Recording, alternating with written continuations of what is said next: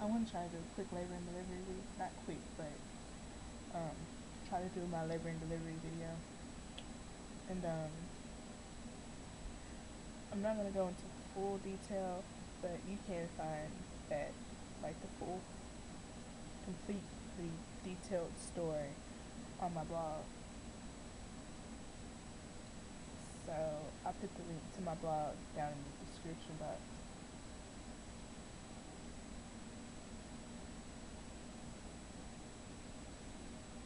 I'm trying to see if he's gonna wake up or not.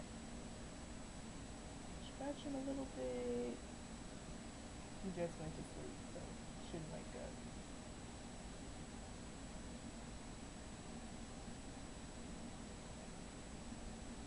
Yeah, he's gonna lay. Okay, so on the 30th, which was a Monday. Well, no, go back. On the that was the 30th, 29th. On the 28th, um, not the 28th, the 29th. No, the 28th. Okay, on the 28th, um, that morning I had started to lose my mucus plug, and I called the doctor, and the doctor said, "Oh, don't worry about it. It's just your mucus." Blah blah blah. That night, I started having contractions, and they were like 5 minutes apart, I think, and they were horrible. They were horrible. Well, no, I'm not gonna say they were horrible. They were bearable. They weren't that bad. So, that was around like 8 or 9 that night, and so I was having contractions. I went in. They checked me. They said the nurse that I talked to, and they put me in triage, and the nurse that I talked to when I was in triage was like, "Well, I don't think you're in labor, and if you are, you're in very, very early labor." So I was like, "Okay." She was like, "You're not definitely not gonna have the baby tonight." It's totally bummed me out, but because my due date was that Thursday, the Thursday that had passed, and I had went past my due date. It was like 3 days past my due date. No, 2 days past my due date. No, yes, 3 days past my due date. No, it was 2 days past my due date. Friday and Saturday. Yeah, 2 days past the due date. So the next day I had still. They had sent me home. The next day they had monitored me for an hour. Then they sent me home. The next day I was having contractions still, and I didn't feel like they had calmed down a little bit, so I didn't feel like I needed to go in or anything, but I had still been having them. The next day, that Monday on the 30th, I had a doctor's appointment. I went to my doctor's appointment, got weighed in. I was 142 at my doctor's appointment, and I went in, and the doctor was checking me, and right when he finished checking me, my water broke. So, right from the hospital, I was at the doctor's office. The doctor's office right next to the hospital. So I left from the doctor's office, I went to the hospital, which was right next door. So I just walked over there really quick. And they put me in triage, and my contractions weren't bad. They weren't. I mean, they were still bearable, but they were starting to get closer together. They were they were still like, because they had calmed down, and then when my water broke, they were back to like 5 minutes apart. And they're monitoring my contractions, monitoring my baby's heart rate, my blood pressure. Um,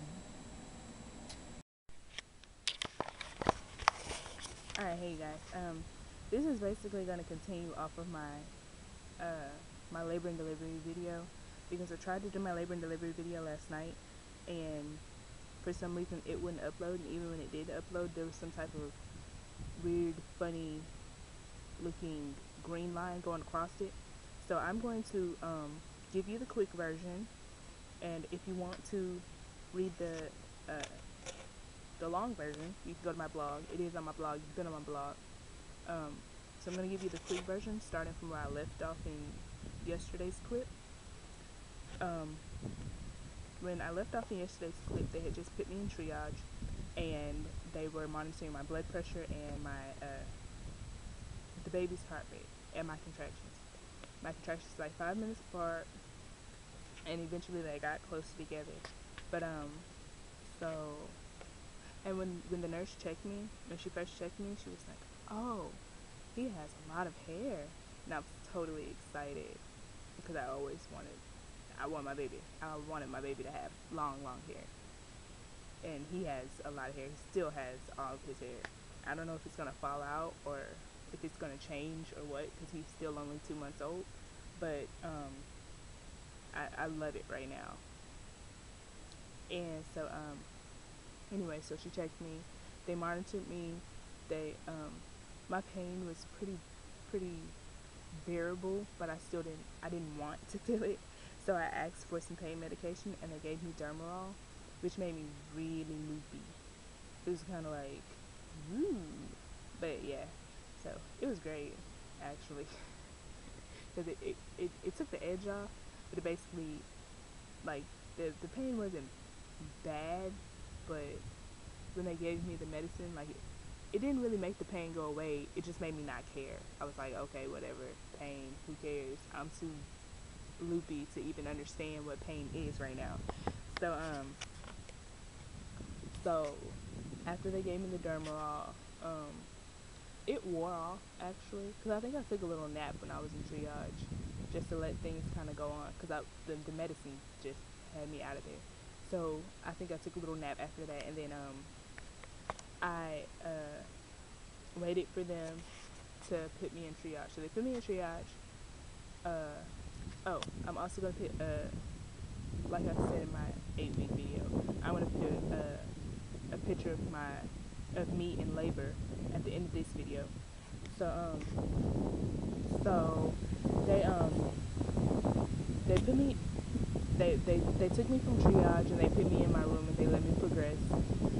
I think when I was like 3.5 centimeters, I got my epidural, and the epidural was great. It helped out so much. Like, I didn't even feel the pain anymore, and I was still progressing, like, great. So I was really excited about that. But it sucked because I couldn't eat anything and I couldn't drink anything, and that was just really bothersome because I really, really was hungry and thirsty. And so my sister was there with me. I think I mentioned that my sister was there with me, and she was in the room. She left for a little bit. While she was gone, I had got my epidural. She had left to go home and take a shower and whatever, and check on her kids. She has 3 kids of her own, so she had left to go and check on her kids, take a shower, and then she came back. And when she came back, that was before she had even left. My brother and his girlfriend came to see me, so that was really nice to have them there for that little bit of time. While they were while we were waiting, it was nice to have them there, you know, like while I was waiting to progress. And then my sister was there with me the whole time, so it was nice to have her there. And so I was progressing, and then when I got about, I think the trouble started when I got about 7 centimeters. That's when the baby's heart rate started to drop. And the nurses all ran in, and they rolled me a couple of times. They rolled me to one side, and they rolled me to the other side, and they kept trying to roll me to get the baby off of his cord because he was on his cord. So they kept rolling me, and I think they came in there about 3 times to do that. The first 2 times that they came in, they got him off his cord and he was fine. But the last time that they came in, they couldn't get it to go back up, and it went back up a little bit, but it still dropped right back down. So and before that had happened, the nurse had came in, or I think right when that happened, the nurse had checked me, and I was 9 centimeters, so close. And I really wish they could have let me just go, but he's healthy. He was healthy, so I'm not really freaking out about that. But when the nurse left, she said, "I'm gonna go call the doctor. I'm gonna go call your doctor, and I'm gonna see what he says."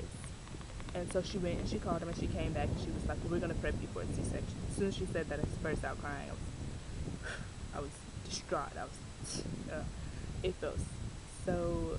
It was like a kick in the gut, because I was first off because I was so close. Like I was 9 centimeters.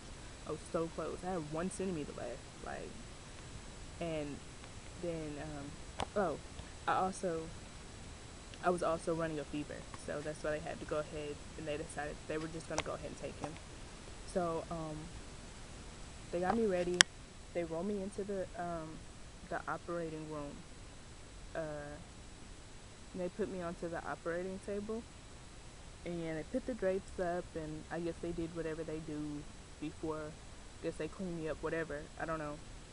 And the anesthesiologist, he poked me in my shoulder, and he said, "Did you feel that?" And I said, "Yes." And then he poked me. I don't know where he poked me because I didn't feel it.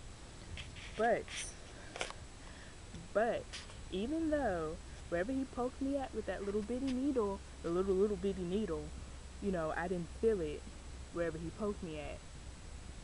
When they started cutting, I felt every cut and every tug and every pull, and it was the most excruciating pain I had ever felt in my life. And if somebody is watching this who is still pregnant and is having maybe a planned C-section, or is thinking that they might have to get a C-section for some reason or something like that, I'm not trying to scare you. I really am not. But I was told, even by the I was told by the doctor before they started that all I would feel was a lot of pressure, and some and when they're getting ready to take the baby out, I would feel, oh, a dragonfly. It was really close. when they were getting ready to take the baby out, that I would feel like the doctor was pushing down on my stomach, and that's what I thought I was gonna feel, a lot of pressure and the doctor pushing down on my stomach. But when they started to cut, I was like, okay, that does not feel like pressure. It didn't feel like pressure. It felt like I was being cut open and ripped open and pulled, and it was just so painful. And I don't know, maybe it was just me. Maybe the medicine wasn't any good for me. The pain medication wasn't any good for me, because I felt everything. And my sister was there, and I was like, ow, ow. I was like freaking out. They even had to tie my arms down because I kept trying to, I don't know what I was doing. I think my sister said I kept trying to grab at the doctor or at the drapes or whatever. And I think I actually remember grabbing at the drapes, but my sister said they had to like tie my arm down. So, even my sister was like, she was like, when they were operating, she was like, she was like, can you feel that? And I was like, yes. I felt everything. There was the medication. I don't think the medication helped at all. It was so painful. But then after they cut and they cut and they cut and they tug and they pull, and then I did feel them, that pushing down feeling, like they were pushing down on my stomach. I did feel that. And after that, out of the corner of my eye, I seen my baby, and he was so beautiful. And then I heard him cry, and I started to cry because I heard him cry. And I started to cry, and I just wanted to hold him so bad. I just wanted my baby. And sister was crying with me. I don't know, it was crazy. When I did this video last night, because I did do this whole video last night, I cried when I did the video last night. I'm glad I'm not crying now, because I cried when I thought about it. But yeah. So I heard him cry, and then the anesthesiologist was like, "I'm gonna give you something for your pain to help you relax." And I was like, "Okay." Whew. And he gave it to me, but it didn't really kick in because I still felt when the doctor sewed me up and everything. So then they put me back on my bed, because they rolled me in the operating room on my bed, and then they put me back on the bed.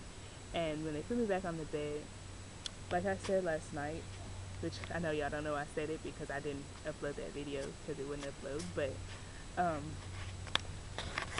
they I was excited to hold my baby, but I don't feel like they should have gave him to me that soon. Cause, I mean, as soon as they were done, they put me on my bed, and then they gave him to me, and they rolled us back to the room together. And I don't think they should have done that. And even my sister said she didn't think they should have done that. And when we got to the room, like the medicine really hit, and she took him from me. My sister took him from me, and she was holding him for a while. And then after that, they took him to the nursery, because they did all his little things in the operating room, cleaned him up, and I guess weighed him and did his little reflex test. His APGAR score was at 8, I think. At 8, 1 minute after, and I think they do it 10 minutes after. I think on his newborn papers, his discharge papers for his doctor, I think it said 1 minute after and then 10 minutes after. And I think the one that said 1 minute after was an 8, and I think the one that said 10 minutes after was a 9. So that's what his APGAR score was. And I don't know exactly how they do that, but that's what it was. And I'm taking it that it was good. Um, so anyway, uh, they took him to the nursery after he was born. I mean, after they took us back to the room, they took him to the nursery so that I could get my rest and they could finish giving him his score and his tests, finish doing tests and whatever else they had to do. And they also had to put him on they had to put him and me on ibuprofen. One, because I was running a fever, and I mean not ibuprofen, antibiotics. One, because I was running a fever, and second, because I had some type of infection in my amniotic fluid. I don't know what that was about. They didn't really, I don't know, they didn't really say much about it. They just said that I had an infection in my amniotic fluid. So he was on antibiotics when he was born, and I was on antibiotics for the infection and for my fever. And so the nurses that were there, they were there was only one nurse that I didn't like. I had like maybe 6 or 7 different nurses the whole time that I was there, because they switch shifts or whatever, so maybe even more than that, but I'm not sure how many exactly it was. But the nurses there, besides one nurse that I didn't like, were fantastic. They were fantastic. I love the nurses. And my doctor came and checked on me every day, and that was really nice to have him come check on me every day. And I worked with a lactation consultant while I was there, because they took him away from me, and by the time they had brought him back, I couldn't breastfeed right away, because I guess because of the medicine. By the time they had brought him back, he had already had a bottle, so he had a little bit of trouble breastfeeding.